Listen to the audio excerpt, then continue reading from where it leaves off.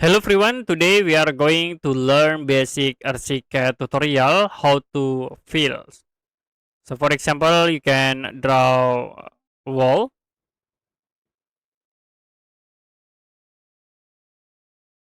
and if you want to fill like inside this wall, you can go to documentation tools, and then click on fill tools.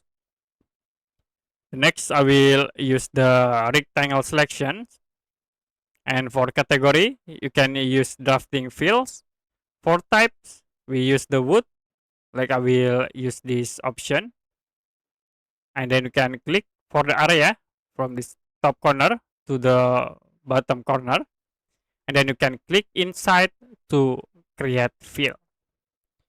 If you want to edit the fill texture, you can select and then go back to the fill type.